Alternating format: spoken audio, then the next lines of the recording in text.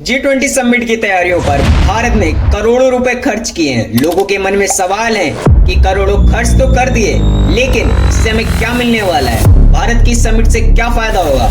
आइए आज इसे समझते हैं कि G20 समिट से आपको और हमको क्या मिलने वाला है। इंडिया G20 की प्रेसिडेंसी कर रहा है और इस प्रेसिडेंसी का मोदी जी ने काफी तगड़ा यूज किया है। प्रेसिडेंसी करने पर उस देश के पास में कुछ स्पेशल पावर आ जाती है। उसमें से एक पावर है G20 में और देशों को ऐड करना, और मोदी जी ने अफ्रीकन यूनियन को ऐड किया है और यूएई, बांग्लादेश, सिंगापुर और नाइजीरिया जैसे देशों को स्पेशल गेस्ट के रूप में इनवाइट किया है। इससे पूरे वर्ल्ड के सामने भारत का एक तगड़ा इम्पैक्ट पड़ेगा, क्योंकि अफ्रीका दुनिया की सबसे बड़ी इन्वेस्टमेंट अपॉर्चुनिटी है। अफ्रीका में डायमंड, गोल्ड, लिथियम जैसे रेयर प्रोडक्ट भर भर के हैं, और जिस तरीके से इंडिया ने अफ्रीकन यूनियन के लीडर का भारत में वेलकम किया है, उस हिसाब से अफ्रीकन लीडर के साथ इंडिया का एक बहुत ही स्ट्रॉन्ग कनेक्शन हो गया है और वहां भी मोदी लविंग लीडर के रूप में लोगों से कनेक्ट हो गए हैं। एक रिपोर्ट के मुताबिक भारत ने अफ्रीका में 150 बिलियन यूएस डॉलर का इन्वेस्टमेंट किया है, और सोचिए फ्यूचर में भारत किस तेजी से ग्रो होगा। आप समझते हैं कि अमेरिका से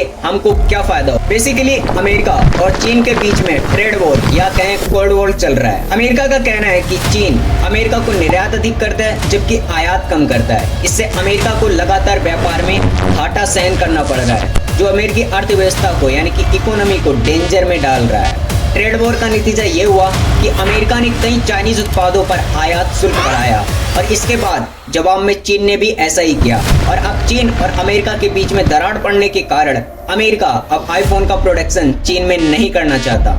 और इन सब के बीच में जब G20 की मीटिंग हुई तो अमेरिका और भारत के बीच में व्यापार संबंध और तेजी से ग्रो हो गया, और अब अमेरिका आईफोन का प्रोडक्शन चीन से हटाकर हमारे देश में करना चाहता है, जिससे हमें रोजगार तो मिलेगा ही, साथ में कंपनी के सेल से होने वाला प्रॉफिट भी हमारी जीडीपी ग्रो करेगा।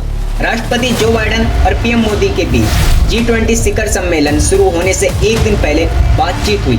दोनों देशों के बीच में रिन्यूएबल इंफ्रास्ट्रक्चर इन्वेस्टमेंट फंड पर सहमति बनी है। इसके लिए दोनों देश मिलकर $1 अरब का इन्वेस्टमेंट करेंगे। इससे रिन्यूएबल एनर्जी, बैटरी स्टोरेज और ग्रीन टेक्नोलॉजी को बढ़ावा मिलेगा, और ये सारी चीजें मिलकर भारत की इकोनॉमी को और तेजी से ग्रो करेंगी, और ये सारी चीजें मिलकर फ्यूचर की एक और नई टेक्नोलॉजी को अनलॉक करेंगी, जिससे पूरे वर्ल्ड के सामने भारत महाशक्ति के रूप में उभरेगा। इसके अलावा प्रधानमंत्री ने जॉर्जिया मेलोनी के साथ भी द्विपक्षीय बात की है। दोनों देशों के बीच में हेलीकॉप्टर, रडार, इलेक्ट्रॉनिक वॉरफेयर आदि पर बातचीत हुई है, जिससे हमारी टेक्नोलॉजी और भी ज्यादा ग्रो होगी।